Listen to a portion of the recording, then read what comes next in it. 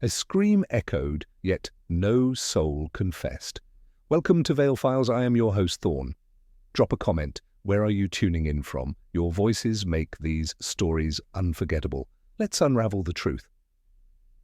It was on the 4th evening of November, during one of those stubbornly still London dusks when the fog does not drift, but seems to hover, waiting as if holding its breath, that I found myself once again in the familiar confines of 221B Baker Street. The coal fire cast shadows that danced languidly across the Persian rug, while Sherlock Holmes sat motionless in his armchair, his fingers steepled beneath his chin, eyes half-lidded, as though he were communing with some riddle known only to him. The streets outside were unusually quiet, the silence broken only by the occasional clatter of a hansom cab and the shrill cries of newspaper boys announcing some minor scandal involving a junior undersecretary or a publican's unfortunate misstep. I had been reading The Strand, more precisely trying to, but my eyes had wandered from the page and fixed themselves upon my singular companion, who had not stirred for nearly half an hour. "You are anticipating a visitor," I remarked after another long minute of silence. I had learned long ago that Holmes did not appreciate idle speculation unless it was deductively sound. He did not so much as glance at me. "Indeed, Watson, your observation is both accurate and 3 minutes premature. The steps are too crisp for a tradesman, the weight too light for a constable, and the rhythm too uncertain for one accustomed to seeking help from strangers." As if summoned by the master's words, a delicate knock sounded at the door below. Mrs. Hudson answered it, and moments later a hesitant figure stood framed in the entryway, dressed in mourning, though her veil was lifted. She was young, no more than 25. Her face bore the strain of sleepless nights, and her gloves, which she clutched nervously in her left hand, had been mended, poorly and often. A lady of fading means, I thought. "Miss Lydia Elcott," Holmes said before she could speak. "You've come to tell me about the scream." The young woman froze. "How could you possibly?" "You passed a man selling chestnuts on Parade Street not 10 minutes ago," Holmes said, rising. "Your gloves still carry the faintest scent of scorched sugar. You hesitated outside for longer than most do, 29 seconds to be precise, enough time for a woman weighing a fearful decision. And your eyes, Miss Elcott, speak of something more intimate than mere curiosity. You heard something, or rather, no one else did. Please sit." She took the armchair beside mine, visibly unsettled. "Dr. Watson, I presume?" she asked, turning to me. "At your service," I replied gently, offering a reassuring smile. Miss Elcott began slowly, her words carefully chosen, though often interrupted by involuntary pauses. "It happened 2 nights ago. I live on Darnley Place, near the edge of Kensington Gardens, one of those narrow rows where the houses lean into each other like old confidants. I was returning home after attending to my aunt in Belgravia. She is gravely ill, and it was near 10:30 when I turned the corner to my street, and then I heard it. A scream. A dreadful, ragged scream that made my blood freeze. But when I stopped and looked around, nothing. No one at the windows, no faces in the dark. Holmes's fingers twitched, as though playing a silent violin. "A woman's scream?" She nodded. "High, piercing, like someone whose soul had been torn from her." "And what did you do next?" "I ran, foolish perhaps, but I thought someone must have heard it. I knocked on the nearest door, Mrs. Carstairs. She's a widow who minds no business but her own. She told me I'd imagined it, said no such thing had been heard. The next morning I inquired again, quietly, of course. My father always said a woman ought not stir gossip, but no one had heard it." Watson glanced at Holmes, who had gone very still. "Do you believe me, Mr. Holmes?" she asked, her voice tightening. He stood, walked to the window, and looked out at the enveloping fog.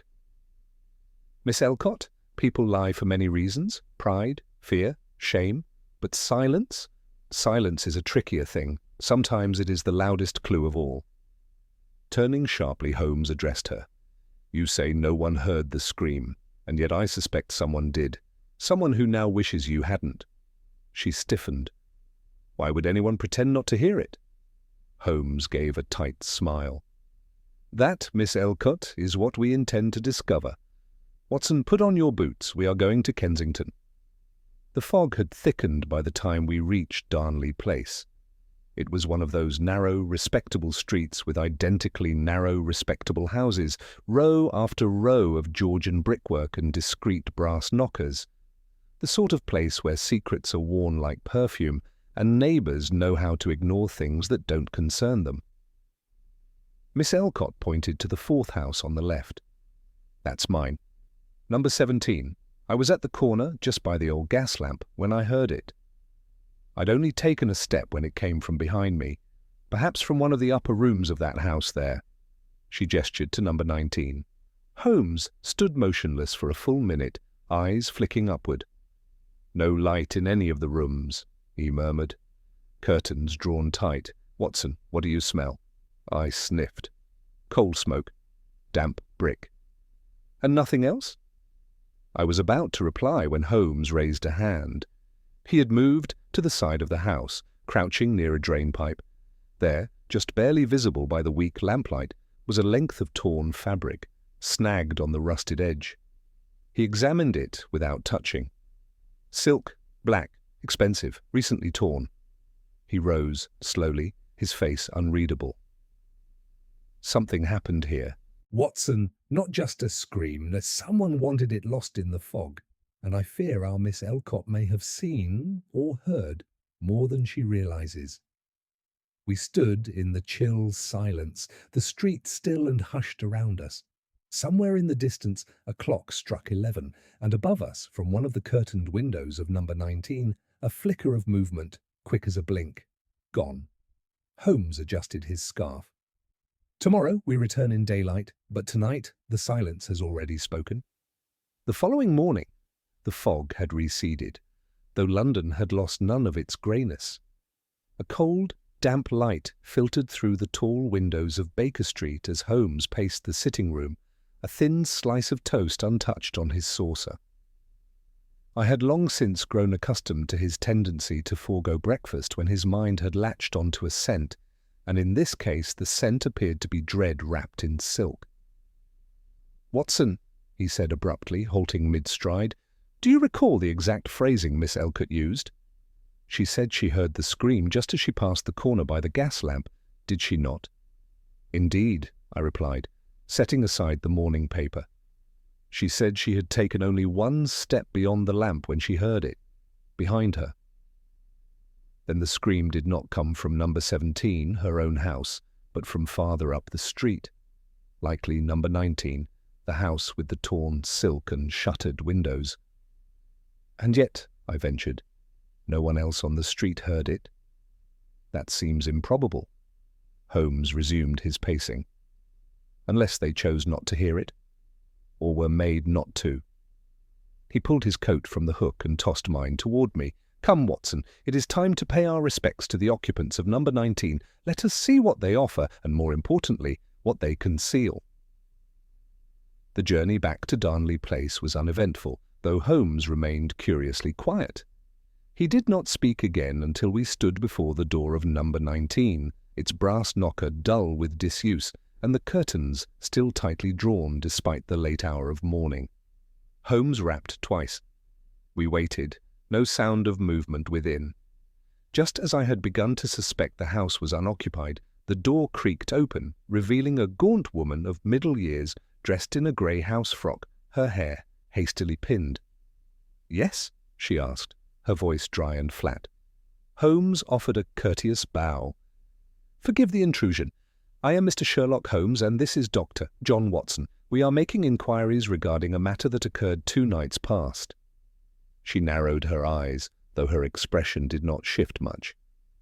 "I don't know what you're talking about." "You may not, and yet I hope you'll allow us a moment of your time. We seek only to clarify a brief incident." The woman hesitated. Holmes stood with that particular stillness he used when coaxing out truths, the stillness of a birdcatcher awaiting motion. Finally, she stepped back. "Very well, come in." We were led through a narrow corridor into a drawing room that was dark and chill, the fireplace cold, though a clock upon the mantel ticked steadily. The drapes were drawn so tightly that even the morning's pale light could not intrude. Everything in the room was precise, polished, preserved, but lifeless. "I am Mrs. Agnes Barkham," the woman said, as she gestured us to stiff-backed chairs. "This is my house." "You live here alone?" Holmes asked, casually brushing his fingers along the windowsill. "My niece boards with me. She is away for the week. I was here alone the night you're referring to." "And you heard nothing unusual?" "No." The answer was too quick, and her eyes didn't meet his. Holmes's gaze flicked toward the mantel clock. "You keep fine time." "I do?" "Curious. Your clock is one of the few in Kensington not affected by Tuesday's railway vibration. You know, of course, that the express line shook a great many pendulums off their beat." She said nothing. Holmes moved to the side window. "These curtains have not been opened in some time, might we?" Before she could protest, he pulled one gently back, letting light stream into the room, and revealing something curious. On the sill lay a small trail of grey ash, fine and dry like dust, but slightly darker. Holmes pressed a finger to it and examined the smear. "Someone has burned something recently," he murmured. Mrs. Barkham's composure flickered. "The maid disposed of old letters." "You have a maid? She comes twice weekly." "Curious," Holmes repeated, then turned suddenly. "And the scream, Mrs. Barkham?" "I heard nothing," she said. "Perhaps it was a cat, or someone down an alley." "No alley behind your house?" Holmes said softly. "Only a walled garden, and then the mews." He looked around the room once more. I saw him take in every detail, the iron poker, the rug's disturbed edge, the vase on the side table with only one flower wilting slightly. When he spoke again, it was with finality. "Thank you, Mrs. Barkham. You've been most helpful." Back on the street, Holmes said nothing for 2 blocks. I followed him in silence until we reached the small park on Harcourt Lane. There, he sat on a bench, drew his coat closer, and finally exhaled. "There was blood," he said simply. "On the inner edge of the rug, not enough to shout about, but enough." I blinked. "You didn't say—" "Because we must be precise. There is still too much we do not know.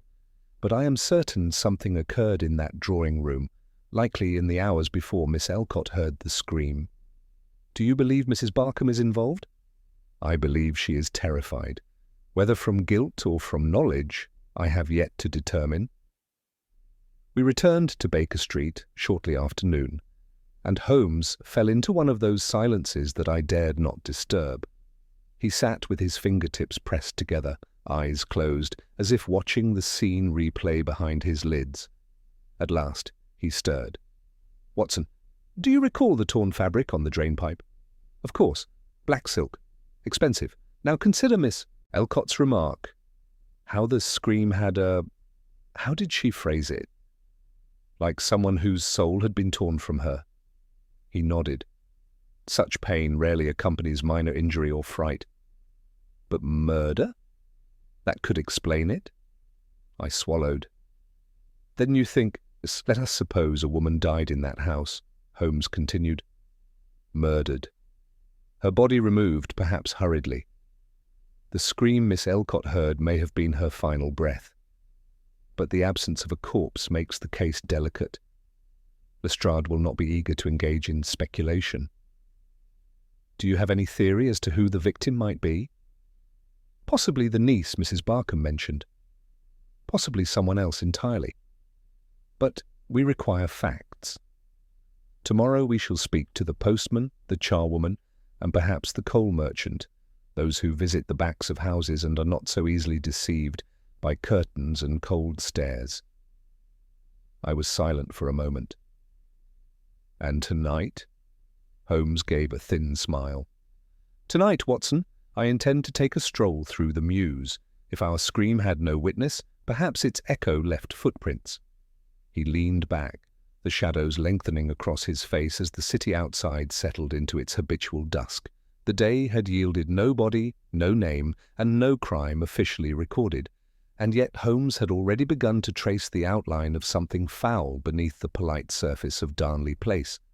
Even as the fog returned to soften the edges of London's streets, Holmes's mind had fixed with startling clarity upon the one thing the city sought most to deny, that a scream had indeed been heard, and someone, somewhere, had made certain it would be forgotten. It was not quite 10 o'clock when Holmes returned the following morning from his early circuit of Darnley Place and its surrounding alleys. He entered the sitting-room with the brisk energy of a man whose theories had begun to harden into facts, shaking a fine dusting of frost from his collar. I had only just poured his coffee when he spoke. The mews yielded nothing, at least nothing obvious. But the coal shed behind number 21 shows recent disturbance, though its occupant claims he's been away since Monday.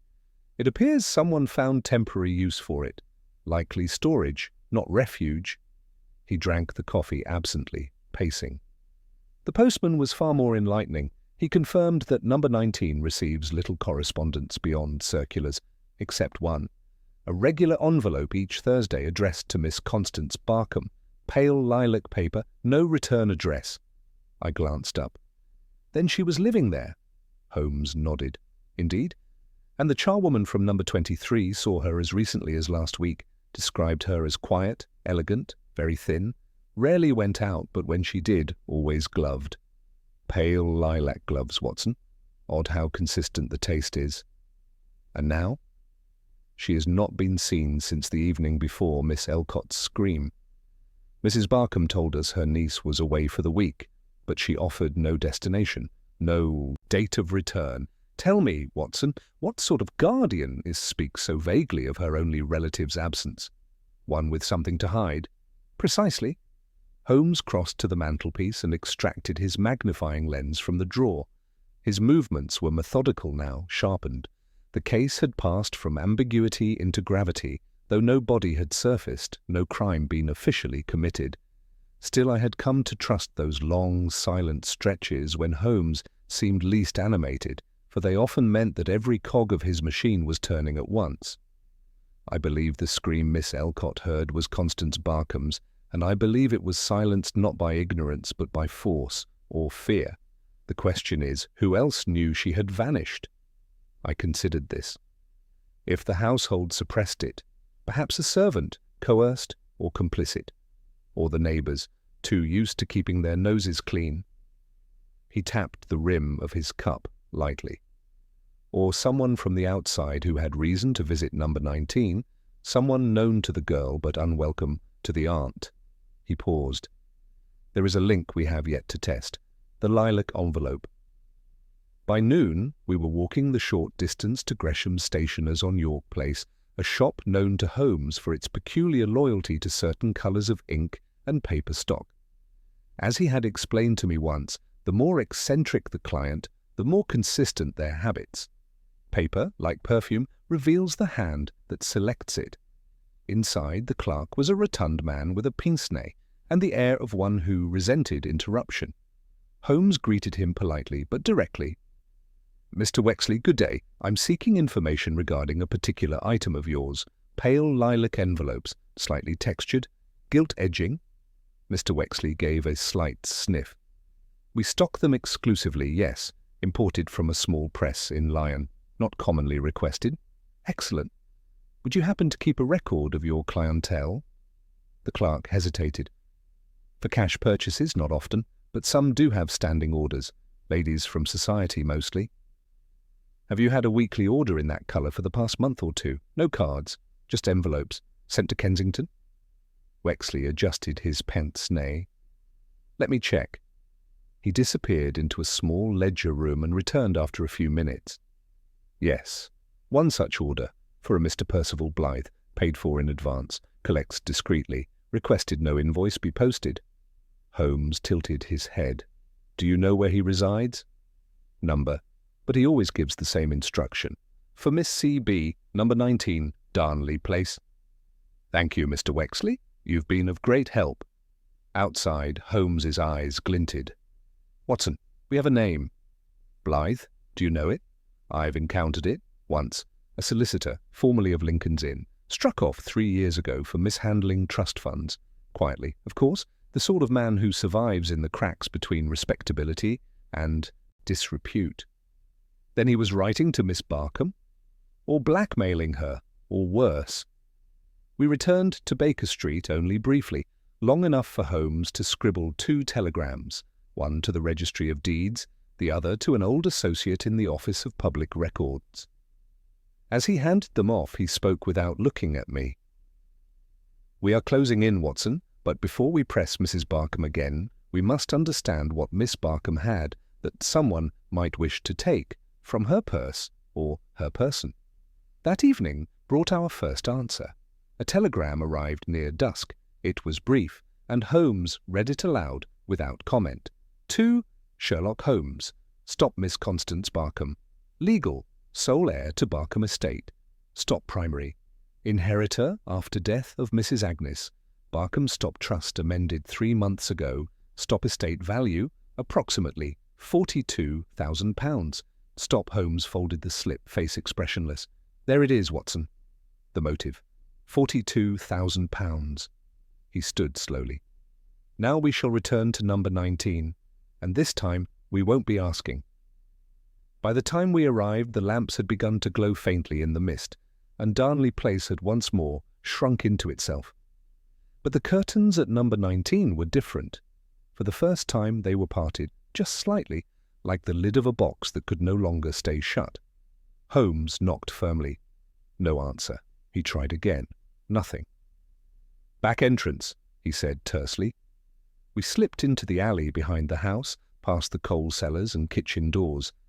The rear door of number 19 was bolted, but Holmes produced a slender instrument and opened it in under a minute. I followed him in, heart racing. The kitchen was still, the air faintly musty. We moved silently down the corridor. The drawing-room door stood ajar. Holmes pushed it gently and stopped. Mrs. Barkham stood by the cold fireplace facing away from us. On the hearthrug lay a valise, half open, containing a passport, a bundle of notes, and what looked like a train schedule. She turned slowly. Her eyes, rimmed red, did not widen in surprise. "I suppose you've come to accuse me," she said quietly. "I have come to ask you one last time," Holmes replied. "Where is your niece?" There was a long silence. Then her composure cracked, not with rage, but with something much heavier, a kind of hollow defeat. "She's not here," she whispered. "Not any more." "Was she murdered?" I asked gently. "No," she said, "but she is gone, and it is my fault." Holmes stepped forward. "Is she alive?" Another pause. "She left," Mrs. Barkham said finally. She was frightened. He had found her again. Percival Blythe. She came to me, desperate. I tried to help, but I failed her. Holmes knelt beside the valise. "You were going to flee?" "I was going to follow her," she said, "if I could find where she went." Holmes stood. "Then you will tell us everything, from the beginning." Mrs. Barkham bowed her head. And at last the house on Darnley Place began to speak. Mrs. Barkham did not sit.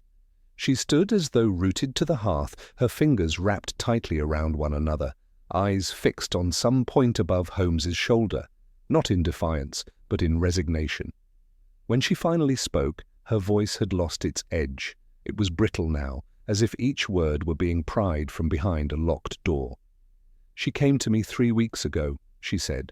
"Unexpected, pale, tired. She had not written in some time. I thought it odd, but not alarming. Constance was withdrawn, always had been. Her mother, my sister, died young, and the child was raised in Switzerland with my late husband's family. I saw her only rarely until she returned to London last year." Holmes said nothing, but his stillness had intensified, the way it often did when he was listening most intently. Mrs. Barkham continued, slowly gathering courage as she spoke. "She said she had become involved with a man, older, charming, one of those sorts who never seem entirely true, Percival Blythe. She met him at some society function, through a friend she would not name. I only know he courted her privately, persistently, and in a matter of months convinced her to lend him money, her own, at first. Then he began pressing for more. When she demurred, he threatened to ruin her name. Holmes's expression did not change, but I knew the signs. His jaw had gone taut beneath the cheekbone. "I told her to go to the police," Mrs. Barkham said. "She refused. She said he would twist it against her, say she had misled him, that it would become a scandal. And then suddenly she told me he had discovered something, that she had recently learned she was to inherit my husband's estate in full, and not just the annuity I had told her of. I had kept it from her.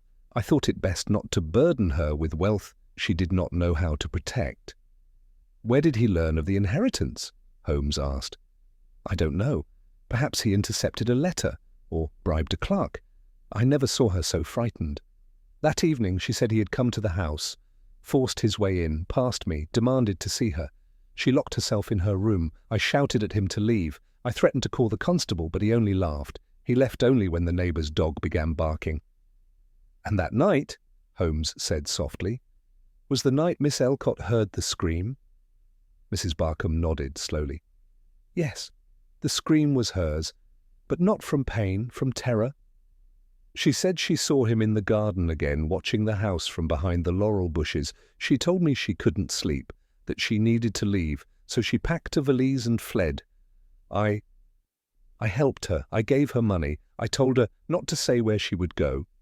Holmes moved away from the fireplace. "You knew she was in danger, and you concealed it." "I was trying to protect her," Mrs. Barkham whispered, "and I was ashamed. Ashamed of my silence, my failure to shield her. I thought if I said nothing he would forget her, that it would pass." Holmes's voice was very quiet. "He won't forget. Men like Blythe never do." There was a long silence, broken only by the ticking of the mantel clock. I could hear the wind brushing against the shutters outside. "I suppose you'll inform the authorities," Mrs. Barkham said finally. "Not yet," Holmes replied. "First we must find your niece." Her eyes widened slightly. "You believe she's still in London?" "I believe she intended to leave," he said. "But intentions are rarely safe where men like Blythe are concerned. We must learn where she meant to go." Mrs. Barkham looked down at the valise. She mentioned Southampton, a boarding house called the Partridge, but she would not write it down. She feared her letters might be read. Holmes nodded once. "Then we leave tonight. Watson, pack lightly, we catch the midnight train." The journey to Southampton was uneventful, though Holmes remained withdrawn, speaking little even to me. He spent much of the ride with his chin buried in his scarf, eyes closed, not sleeping, but sifting. I have known that look many times, and I have never interrupted it. We arrived near dawn and made our way through the waking city. Fog lingered in the alleyways near the docks, and the air carried the sharp scent of salt and coal.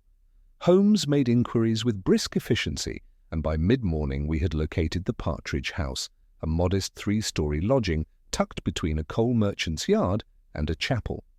A stern landlady answered our knock, her spectacles straining against the bridge of her nose.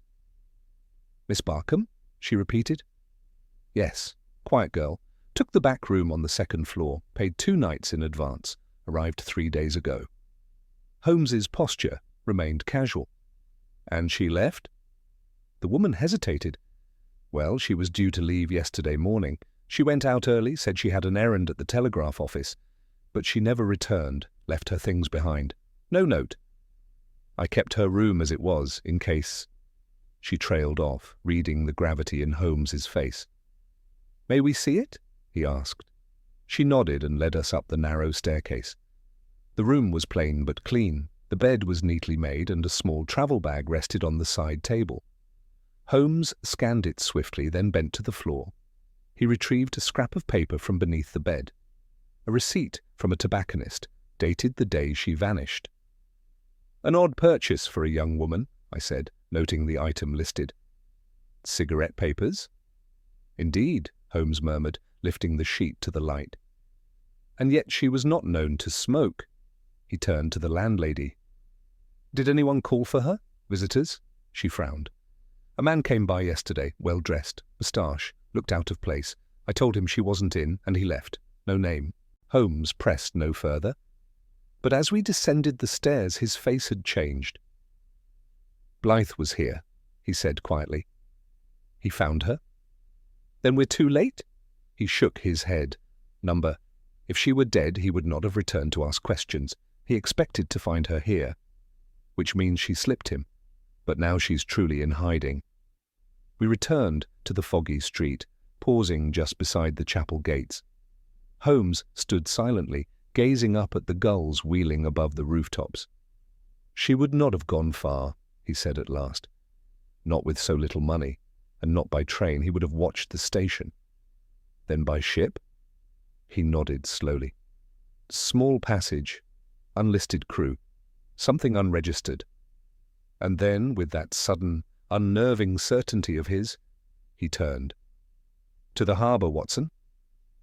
I believe Miss Barkham may have escaped in the one place no man can search without permission, under another name, on a deck bound for the sea." As we followed the twisting lanes toward the docks, Holmes's voice drifted back to me. "The scream, Watson, no one claimed to hear it, and yet now every step we take tells us she was never silent at all, only unheard." Southampton Harbour lay before us like a maze of iron and salt. The morning fog had begun to burn off under a thin winter sun, but the air remained bitter and bracing. The water glittered faintly between the docked vessels, while gulls cried and swooped overhead. Around us, the docks were stirring with life. Stevedores shouted as they shifted crates from one deck to another. Smoke from low chimneys curled upward, and the bells of a distant tugboat rang in steady rhythm. Holmes, walking with purpose now, kept his gaze sweeping, not just across the vessels, but along the people who moved between them. He wasn't looking for a name, I realized. He was looking for a pattern. He slowed by a battered vessel at the far end of the quay, a two-masted schooner with rust around her rivets and paint flaking from her hull. A name, barely visible, Minerva. She looked unremarkable among the steamers and mail-boats, but Holmes studied her longer than the others. "She's not a passenger vessel," I said. "No," Holmes replied. "But she's quiet, unregistered for recent departures, and note the ropes, tied in a slipknot fashion, inconsistent with standard port procedure, meaning she may have set off briefly without the dockmaster's knowledge, or intended to." We approached the harbour office, an old stone building, windows smudged by sea salt. Inside, the air smelled of ink and damp paper. A grey-bearded man looked up from a ledger. "Can I help you?" Holmes smiled faintly. "I wonder if you've had any requests for private or last-minute berths these past 2 days. Female passengers, travelling alone, no posted destination." The man gave us a flat stare. "That's an awfully specific ask, sir." "I'm not the police," Holmes said, then added, gently, "but I'm looking for someone who may be in danger." That softened him. He flipped open another ledger. "Had one yesterday. Young woman, no trunk, just a valise, paid in sovereigns, asked for quiet passage on any ship heading south. Took a bunk on Caledonia, bound for Lisbon via Brest. Ship left with tide last night." She gave her name as Eliza Bright. Holmes's eyes sparked. "Bright." It was written down as such. The captain's a cautious sort. Took her aboard just before departure. "Was she seen speaking with anyone else before she left?" The man scratched his head. "There was a gentleman asking after the same berth earlier. Didn't seem pleased when he was told it was taken. Tall, moustached, well-spoken. Expensive coat. Said he'd missed a connection. Didn't leave a name." "Did he follow the ship's departure?" The clerk frowned. "Watched her cast off from the end of the quay. Didn't board, though. Stayed just long enough to smoke a cigarette." Holmes gave a tight nod and thanked the man before turning to me. "She's alive, Watson, and she was clever enough to change her name. Eliza Bright. A poet's alias, perhaps, or a play on being forgotten." "And Blythe?" "Not clever enough to anticipate she'd use the sea. He likely searched every boarding house and railway in Hampshire, but the ship has already sailed. He's lost her." We exited into the brightening morning, the wind colder now as it swept across the water. Holmes walked slowly, his shoulders lowered. The tension that had shadowed him since Darnley Place eased slightly. But I knew that posture. It meant something still troubled him. "She's safe, Holmes," I said. "Surely that's the end of it?" Holmes stopped and turned. "Safe from Blythe, perhaps, but not from consequence. If he knew about the inheritance, and I believe he did, he will not simply walk away from it. He'll shift his methods. And if Miss Barkham is traced to Lisbon, she will need protection far more permanent than a berth on a schooner." He fell silent again, and we returned to Baker Street by dusk. Our rooms had never seemed quieter, nor Holmes more distant. He stood by the window for nearly an hour, watching the smoke of the city drift through the rooftops. When the knock came, sharp and unexpected, Mrs. Hudson had barely opened the door before Inspector Lestrade stepped into the room, coat unbuttoned, a scowl already in place. "I've had a message from Southampton," he said. "A dock agent reports 2 strange inquiries this morning about the Caledonia. One from a woman claiming to be the girl's aunt, says her niece is ill and must return at once. The other from a solicitor requesting passenger records. Both had forged letters of authority. Both gave the same name, Percival Blythe." Holmes's face darkened. "So he's adapting," Lestrade said grimly. "Trying a legal angle now. I've a man watching his flat in Lincoln's Inn, but he's clever. He'll vanish again unless we move quickly." Holmes turned away from the window. "We need evidence, enough to charge him properly." "We've none," Lestrade said. "The girl vanished of her own will. No death, no theft, no threat we can prove. Even Miss Barkham is reluctant to give a written statement. Says she fears scandal." I saw Holmes's lips tighten. "Then we draw him out." "Into what?" Holmes turned to me. "Watson, do you recall the letterhead we saw in her travel bag, the tobacco receipt?" I nodded. "Stamped with a local tobacconist's address." "Exactly. Blythe knows her habits. He'll try to intercept anything linked to them. If he believes a letter, written in her hand, delivered to a familiar shop, has surfaced, he'll move to seize it." Lestrade caught on. "You mean bait?" Holmes's voice was crisp now. "We'll leave a note at the tobacconist's, folded, signed with her alias. Imply she's returned. Make it seem unfinished, hinting at regret, perhaps a meeting." Lestrade hesitated. "And then?" "Then we wait," Holmes said, his voice like flint striking steel. "We wait for him to claim it. When he does, we'll have him on theft, tampering with identity, and if we're lucky, more." The following morning, the letter was written. Holmes forged the hand with uncanny precision, slanted and elegant, signed Eliza Bright. It read, "To the man who believes I am still running, know this? I am watching. I am no longer afraid. You shall not follow me again. My story is no longer yours to tell." It was left inside a sealed envelope, placed beneath the counter at the tobacconist's, with instructions to deliver it only upon request for the usual missive. And then we waited. It took 3 days. On the 3rd afternoon, just as the sun began to lower behind the haze of London's skyline, a man arrived at the shop.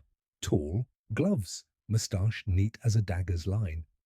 He wore an expensive grey overcoat and carried an umbrella he did not need. He asked for the letter, took it without hesitation, tucked it into his pocket, and stepped into the waiting arms of Lestrade's men. Back at Baker Street, Holmes stood before the hearth once more, the case resolved but his expression unreadable. "He'll try to squirm free," Lestrade had warned as he left with his prize. "But it's enough, for now." I poured Holmes a brandy. "You've done it. She's free of him." Holmes accepted the glass but did not drink. His eyes remained fixed on the flames. "Freedom is a fragile thing, Watson," he said at last. "It burns easily, like paper, like silence, but even the scream no one claims to hear leaves an echo. We found hers. That must be enough." I did not press him further. Some cases end in triumph, others in relief. This one, I suspect, ended in neither, only in quiet, and in the knowledge that we had not failed her. That, as Holmes had once said, would have to be enough. The snow began to fall the following evening, thin and silent, as though the sky itself had grown weary of all that remained unspoken.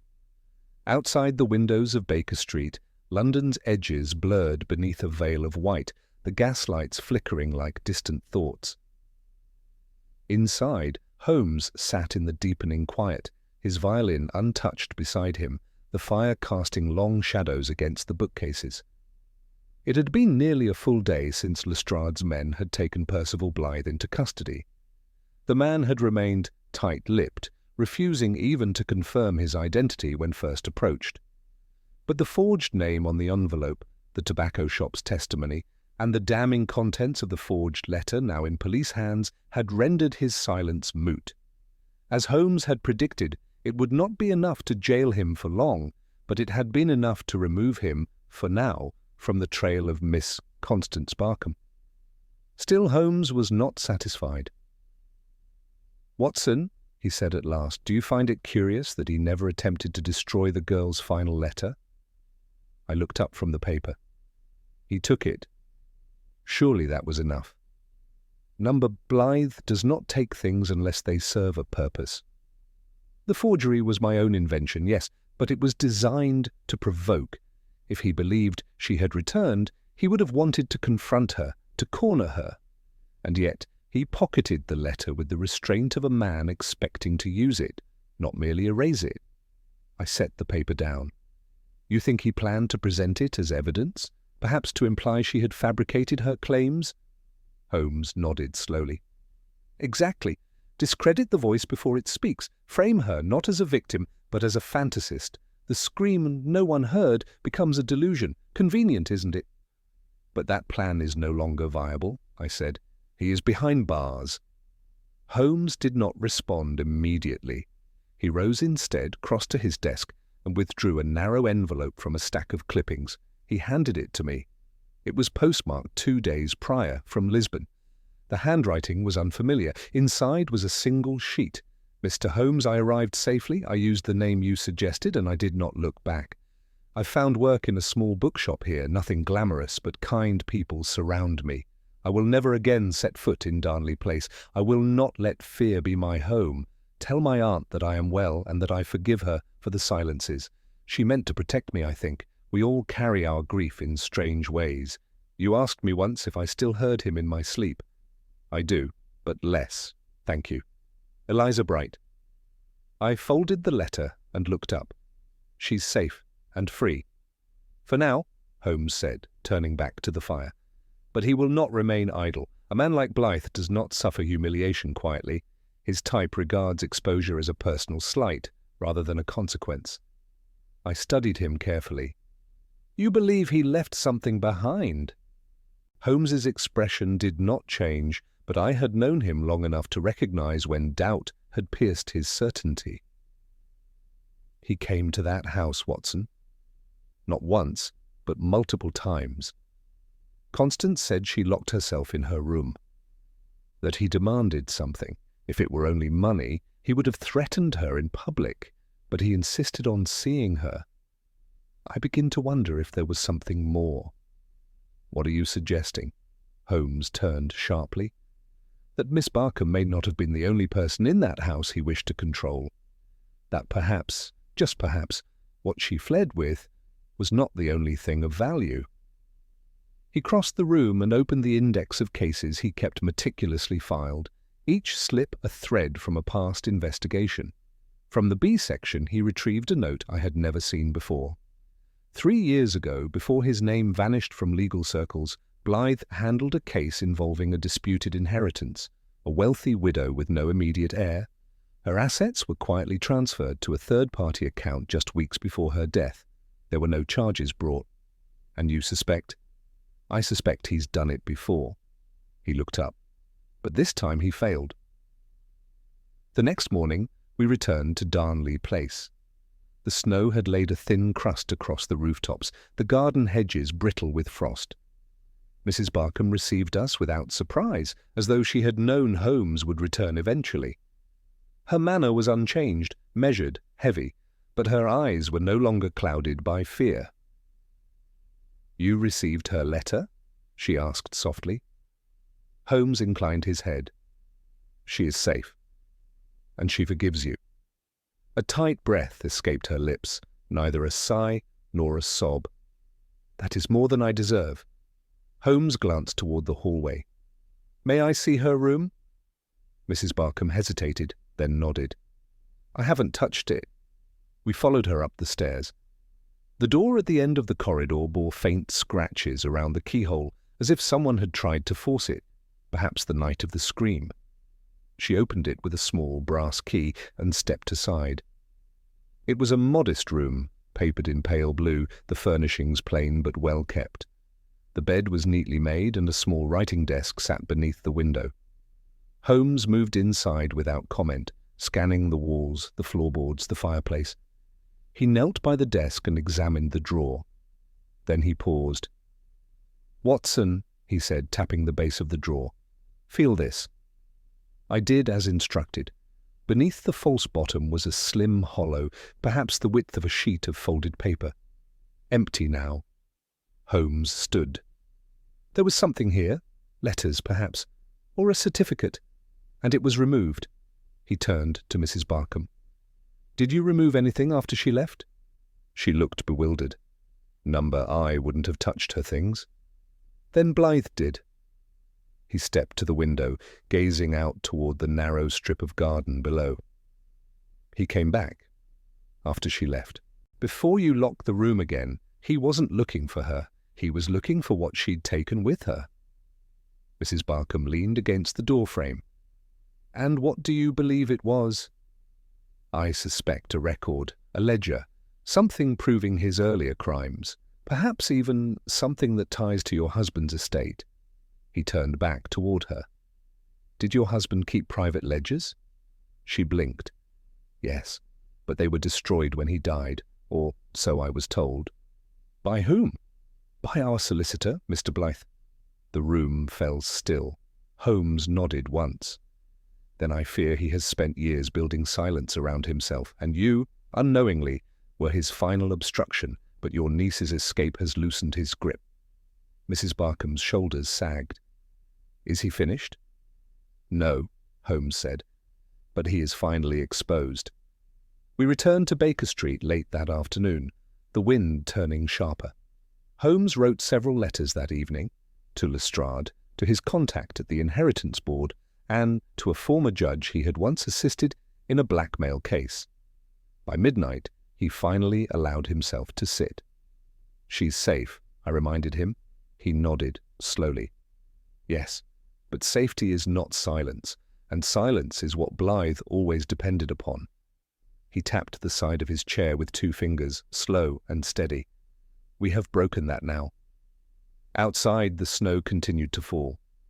Inside, Holmes watched the world in stillness, the echo of a scream long denied still ringing somewhere, soft but unmistakably present. For the better part of the following week, Holmes was rarely still. He rose early, left before breakfast, returned only for a brief hour after dusk, and said little when he did. I had seen this pattern before. It marked not confusion, but a growing certainty.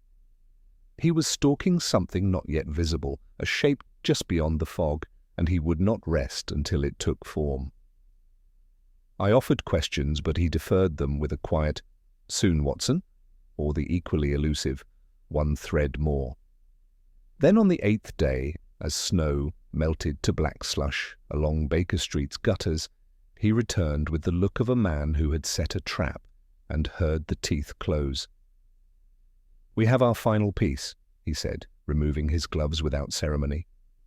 "Not from Lisbon, from Lincoln's Inn. I set aside my notes at once." He withdrew a folded sheet from his inner pocket and handed it to me. It was a facsimile of a financial register, a simple list of deposits made to an account in the name of Edwin Vale over the course of 4 months, beginning 3 weeks after Constance Barkham had first returned to England. The amounts were small at first, £40, 75, but they increased steadily, reaching a final deposit of £300 in late September. Each was followed by a quiet withdrawal, spaced precisely a week apart. There was no address attached to the account, but the handwriting on the slips matched that of 1P Blythe, cross-referenced against older legal correspondence Holmes had obtained from his files. "Blackmail," I murmured. "Structured," Holmes replied. "Patient." He drew it from her gradually in amounts that could be explained away, disguised as tuition expenses or minor investments. She never questioned it, until he grew bolder. "And this is enough? For a criminal charge? With Lestrade's help and the account records?" "Yes. But for the full picture, we need more. We need to know what was worth threatening her over. And I now believe it was never just money. Blythe sought something buried in that house, something her father left behind that she, or her aunt, did not know they possessed." I sat back. "Then the ledgers. Gone, burned. But not all at once, I think. Your memory, Watson. Do you recall the ash on the windowsill of the drawing room at number 19? Fine, dark grey. It had not been swept." "Yes," I said slowly. "You noted it, but said nothing." "It was from charred linen," Holmes replied. "Not paper. Someone burned cloth, possibly a cover, or something that wrapped a document. It suggested haste, panic.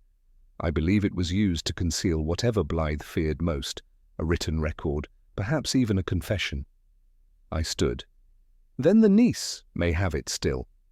He nodded. "Or she posted it from Southampton. If so, the envelope never reached its destination." "What do you intend?" "Two things," Holmes said. "First, I will return to Southampton, quietly. I wish to speak with the Partridge House landlady once more. Something she said lingers.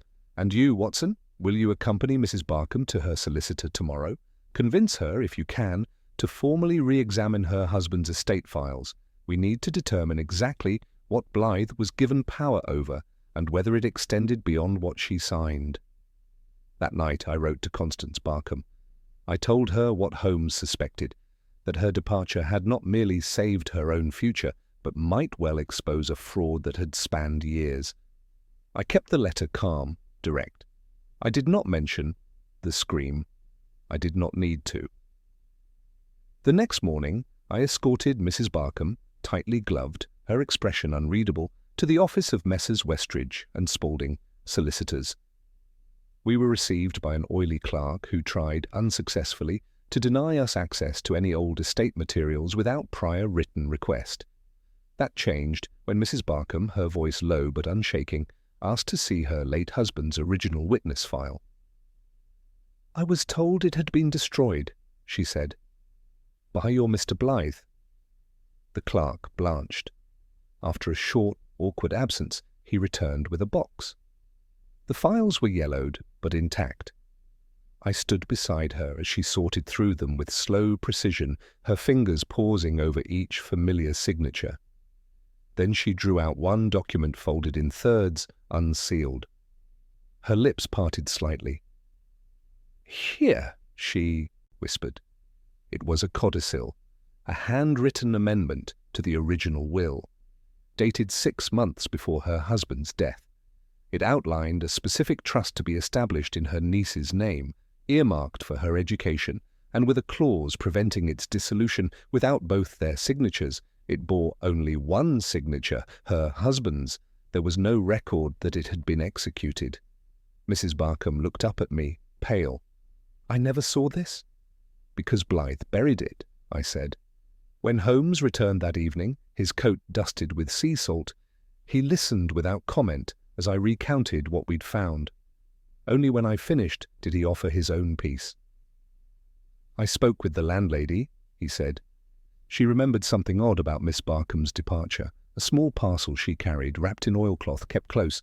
She assumed it was a gift or some kind of keepsake, but Miss Barkham had asked specifically for it to be tied in a certain way, like a solicitor's brief." "She posted it?" I asked. "She tried, but the clerk at the post house confirmed that it had never left. The parcel was intercepted, by a man matching Blythe's description. He arrived hours after she left the house, paid extra to reroute the mail as if it had never been logged. "So it's gone," I said. "Again?" "Not gone," Holmes replied. "He kept it, somewhere."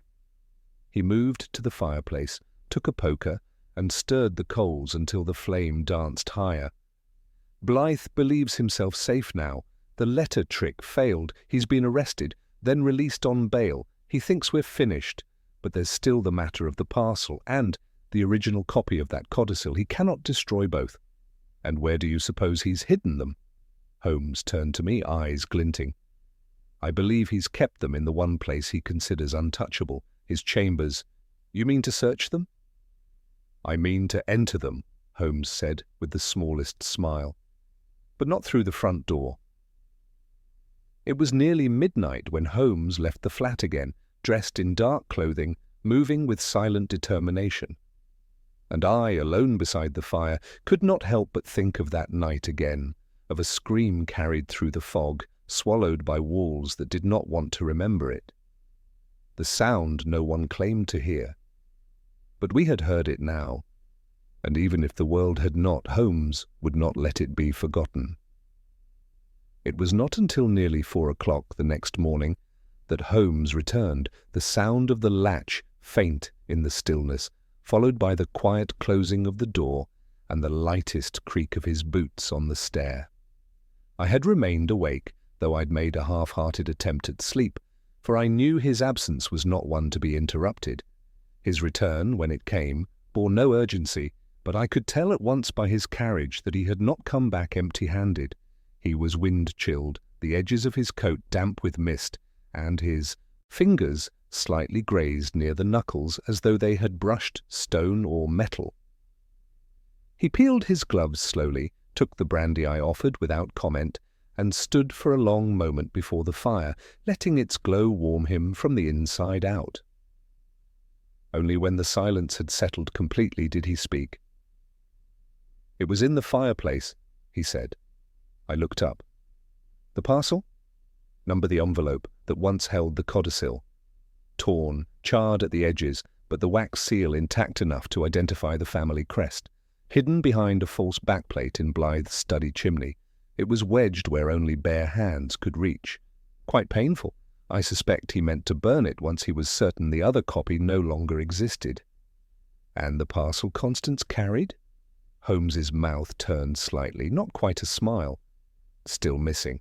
I believe he took it, yes, but he did not destroy it. What he did not count on was a second hiding place. And that, Watson, is where this case turns on itself." I leaned forward. "A second hiding place?" Holmes withdrew a folded slip from his breast pocket, creased, smudged with ash at the corners. He opened it carefully and held it close to the lamplight. It was a page torn from a prayer book. "The landlady recalled something else," he continued, though it came to her only with prompting. "The day after Miss Barkham's departure, she found a note tucked behind the headboard of the bed, wedged so deep she nearly missed it while changing the linens. She read it, puzzled, then set it aside. She had thought it a farewell. When I asked her to show it to me, I realized what it was." He handed it to me. The note was written in a fine, deliberate hand, unmistakably the same as the letter Constance had sent from Lisbon. "In case he finds me first. The light goes where the word does not." Holmes was watching me. "It's a reference," he said. "A simple cipher. The word is the Bible. The light, what she's hidden, goes where the word does not. Meaning not in the Bible, but in its absence." "In the empty space," I said. "Exactly. So where in the room does a Bible belong, and where might it be missing?" He turned to the fire again, as though recalling the moment. There was a shelf above the small writing desk in her room at Darnley Place. 4 books, all religious in nature, morning prayers, the Psalter, a hymnal, and a 5th volume, shorter, more narrow than the others. A decoy, as it turns out, hollow. She had carved out the centre and placed something inside. But when I checked it again today, empty, recently disturbed. So Blythe did find it? Holmes shook his head. He thought she mailed it. But someone else found it first, someone with no notion of its value, or perhaps a very clear one. He retrieved another folded slip from his coat. This one bore the stamp of the Metropolitan Police. Lestrade sent this late last night. A clerk from the probate office attempted to pawn a document bearing the Barkham seal, claimed it was of no use but valuable for collectors. The pawnbroker grew suspicious and sent word. "A clerk?" I repeated. Holmes's voice was low even. "One of Blythe's errand men, likely slipped in while the house was empty, saw the Bible shelf, pocketed what he found, and never informed his employer. The man was arrested at dawn. The parcel is being recovered." I let out a slow breath. "It contains the original codicil?" "I believe so," Holmes said, "and perhaps more." He finally sat, the long night pressing down upon him at last. The weariness was visible now, though his mind remained as sharp as ever. He took a final sip of the brandy and stared into the flames. "I have always said, Watson, that silence is rarely innocent. But it is not always malicious either. Miss Barkham was silenced by fear. Her aunt by shame. Even Blythe's silence was strategic. But silence allowed this to fester. It gave him room to operate in the gaps between words, between legal lines. I watched the firelight flicker across his profile. "She screamed," I said quietly, "and no one admitted hearing it. But we did. Eventually." Holmes nodded once. "That is what matters." That afternoon, the final pieces were brought into order. Lestrade arrived bearing the parcel, wrapped in oilcloth, tied precisely as the landlady had described. Inside, a second, fully executed copy of the codicil. A private letter from Mr. Barkham to his niece, detailing his concerns about Blythe's growing influence over the estate, and, folded between the pages of a devotional tract, several ledgers, handwritten and damning. It was more than enough. By evening, warrants had been filed, Blythe's accounts frozen. A formal review launched into the estates he had previously managed, including 3 others in which discrepancies had now come to light. His license, already rescinded, would never be reinstated. Charges of fraud, coercion, and misappropriation were drafted in short order. Mrs. Barkham came to Baker Street once more, not to apologize nor to explain, but merely to sit.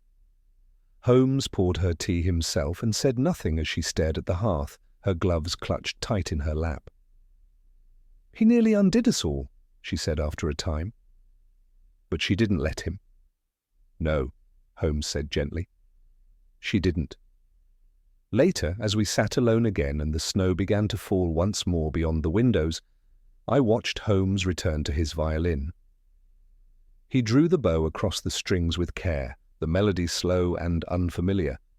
A hymn, perhaps, or only something adjacent to one. I closed my eyes and listened.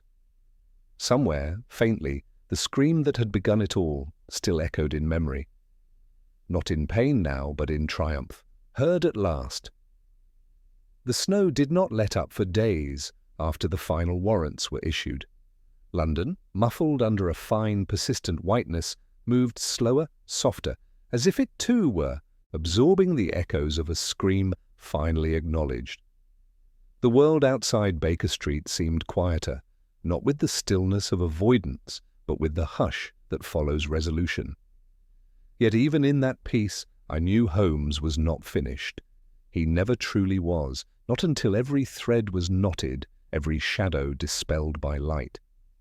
It was nearly noon when he returned from Scotland Yard, his boots sodden, his scarf spattered with soot, and his expression unreadable. He closed the door behind him and stood for a moment at the threshold, watching the flakes drift down past the sitting-room window, as though re-entering a world he had never entirely left. I rose. "Lestrade?" Holmes nodded faintly, shrugged out of his coat, and tossed it across the arm of the settee. "Blythe has confessed," he said, "though not to what matters most. He denies coercing Constance, claims she offered him the money willingly, insists she grew overly attached, as he put it. When presented with the codicil, he feigned ignorancy, but the handwriting matches one of his clerks. They'll press charges for tampering with testamentary documents. And the ledgers? Undeniable, he said.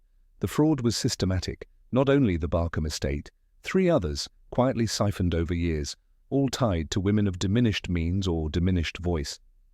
He moved to the fire, warming his hands with uncharacteristic distraction. I waited, knowing something remained. He did not act alone, he said at last. I felt my heart settle heavier in my chest. You're certain? Holmes nodded. There's a second signature on 2 of the fraudulent withdrawal orders, a man named Ellery Finch, a junior partner at Westridge and Spalding. He was Blythe's foot in the door, his mask of legitimacy. While Blythe's reputation dimmed, Finch maintained social access, introductions, client transfers, access to confidential correspondences. I exhaled. Then the solicitor's office was compromised from the start. Precisely. Blythe needed a name that could still open doors. Finch provided it, for a percentage. And now?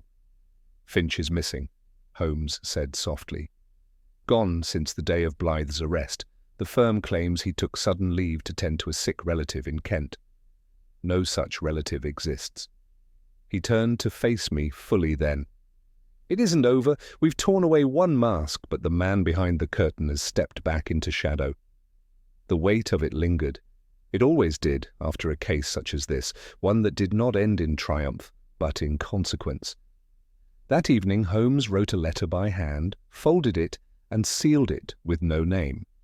He addressed it simply, to the woman who chose light. He sent it through a private channel to Lisbon, bypassing the public post. She deserves to know, he said when I asked.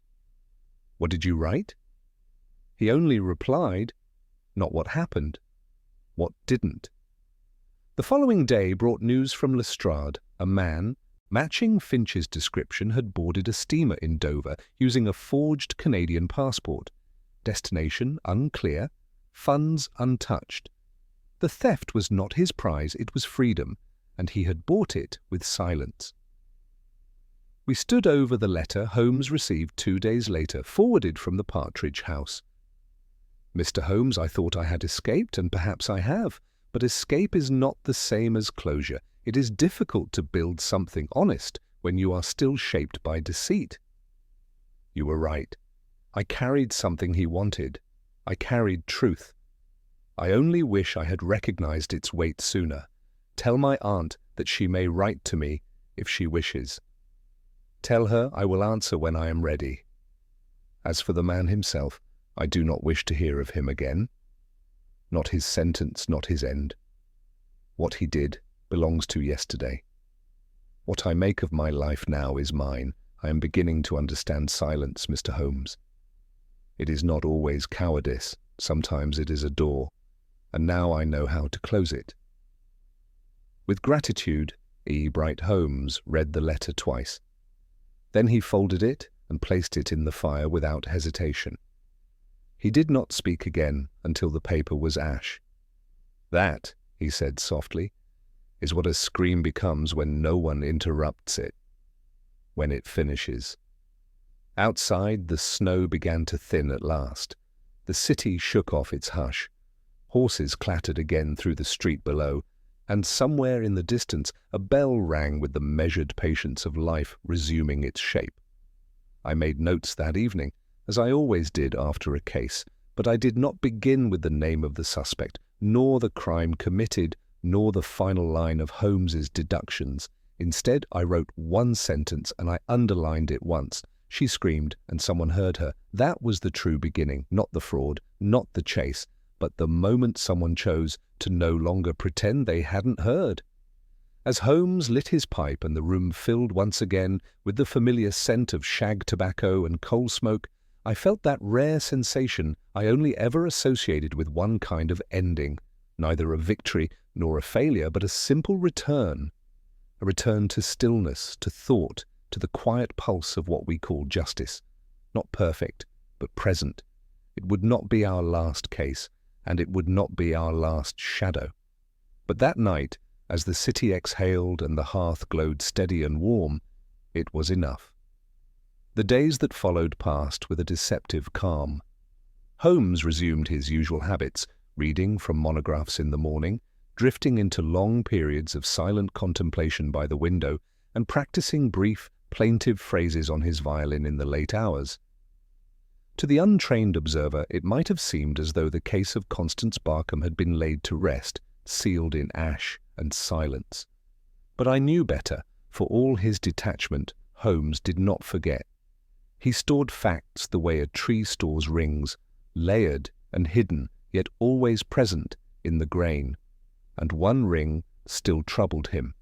It was late afternoon when I found him sitting cross-legged on the floor, a box of old correspondence spread out around him like leaves from some strange autumn.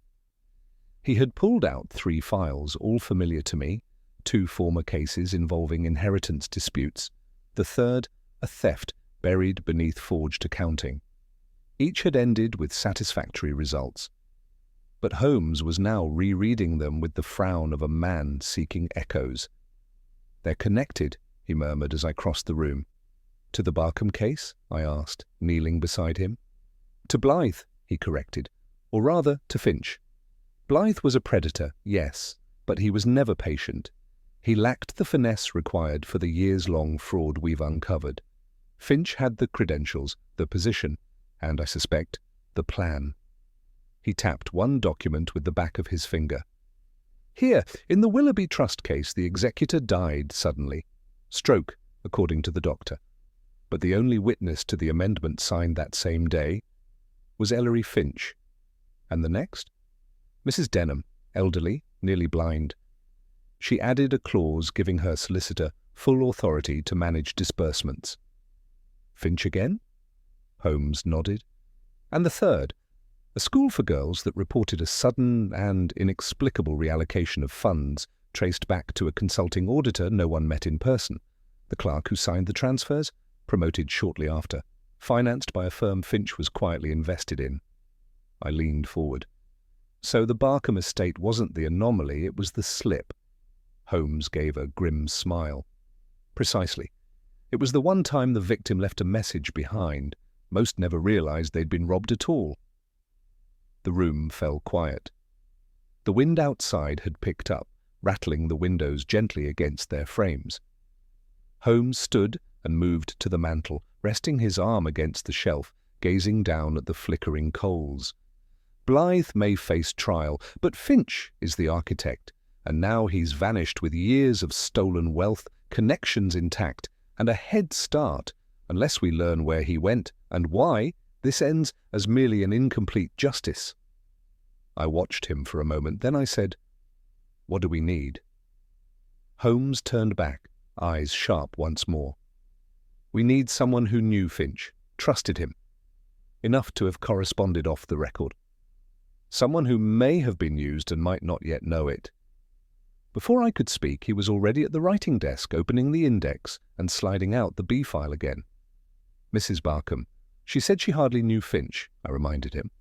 "She believes that, but Finch managed their estate documents after her husband's death. And there's one detail we never asked." He looked up, brows lifted. "Who introduced Finch to the family?" By the next morning, we had our answer. Mrs. Barkham received us in a modest flat near Hyde Park, far from the shuttered gloom of Darnley Place. She had moved quietly, deliberately out of the house, out of the neighbourhood, and, it seemed, out of the past. But she did not greet us with surprise, only with a nod, as though she had expected Holmes to arrive with one last shadow folded into his coat. "I thought it might not be over," she said simply, as she led us to a room filled with light. Over tea, Holmes asked the question without preamble. "Mrs. Barkham, who first introduced your husband to Mr. Finch?" She blinked, then furrowed her brow. That would have been Charles himself. He mentioned that Finch had clerked for one of his old schoolmates, Augustus Loring. Charles trusted the Loring family. They served on several boards together. Was Mr. Loring involved with the estate? Briefly. He resigned from the board after Charles's death. Holmes nodded. Did he remain in London? She hesitated. Number. He moved to the continent shortly after. Florence, I believe. Holmes looked at me, the connection forming visibly between the lines of his thoughts. Finch used Loring's name as an anchor, he said, legitimized himself by proximity, then stepped in as executor through implied trust. It allowed him to remain in the periphery beyond scrutiny. Mrs. Barkham sat back, her face pale. You believe Mr. Loring was complicit? Holmes shook his head. Number merely convenient. He rose. I'll need Loring's address in Florence, and your permission to review the archived correspondence between your husband and Finch. She nodded, almost relieved. You have it. That evening, back at Baker Street, Holmes wrote 3 letters in swift succession. One to a contact at the Foreign Office, one to the banking consortium managing European securities, and one to a solicitor in Florence with whom he had once corresponded regarding a missing violin. When he sealed the last envelope, he spoke without looking up. Finch is not simply fleeing, he's moving to reclaim control. A man like that doesn't vanish, he relocates, repositions. I believe he'll resurface in Florence, where Loring's name still opens doors. Then what's the play? Holmes leaned back in his chair, tapping the edge of the envelope. We plant a name. We send word through the appropriate channels that a new trust is being opened under the Barkham line, one requiring discreet overseas management. If Finch is watching, he won't resist biting. And when he does? Holmes smiled faintly. Then we remind him that silence may protect secrets, but not from those who've learned to listen. I said nothing more. The fire crackled gently. Outside, the snow had slowed, now melting in crooked lines along the gutters of Baker Street. A carriage rolled past, its wheels hissing against the wet stones. Holmes lit his pipe. In that moment, with ink still drying, coals flickering low, and the soft whistle of wind in the chimney, I knew that this case, this long, quiet war of forgeries and erasures, was not a single scream in the night, but many. Some whispered, some buried, all silenced for years. And now, one by one, Holmes was drawing them back into the light. The letter arrived 2 weeks later, postmarked from Florence, a clean hand, an unfamiliar seal, no signature, but unmistakable in its purpose. Holmes slit it open in a single motion and read it silently. He let the silence stretch so long that I nearly spoke, but then he turned the paper over, folded it once, and handed it to me. I read, "To whom it may concern, I write on behalf of an interested party who has recently come into possession of certain assets belonging to the late Barkham estate. It is our understanding that a new trust may soon be opened under the Barkham line, requiring overseas consultation and discretion. Should you wish to explore these arrangements further, please respond via the indicated address, and we shall be pleased to provide credentials. Kindly reply with haste, as the opportunity may soon pass. Yours, EFI." Looked up. He bit. Holmes's expression remained unreadable. A predictable man in the end, he can't resist the scent of an untethered fortune. What now? He tapped the edge of the envelope. Now we make him feel safe. Over the next 3 days, Holmes penned a reply under the alias of a fictitious trustee based in Geneva.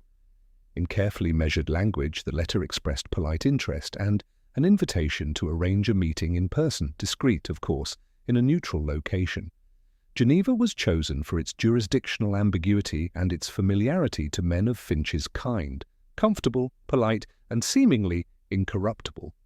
When a second response arrived confirming the meeting, Holmes simply nodded. "I will go alone," he said. I objected at once, of course, but his reasoning was, as always, sound. Finch knew only the fictitious trustee. Any deviation might spook him. A police presence would ensure silence. This needed to end in conversation first, exposure later. The meeting took place in the reading room of a hotel overlooking the lake.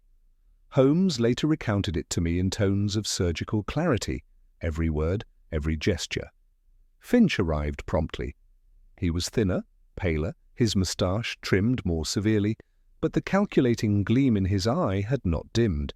He introduced himself as Edward Faulkner, offered a handshake Holmes did not accept, and settled across the table with the practiced ease of a man who had made himself valuable for years through discretion and omission.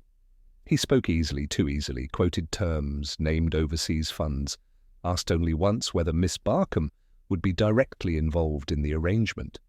Holmes had smiled then, a cold, professional smile, and said, "She already is." And then, before Finch could rise, the door opened behind him. Two Swiss detectives stepped inside. It had taken Holmes weeks to prepare the trap.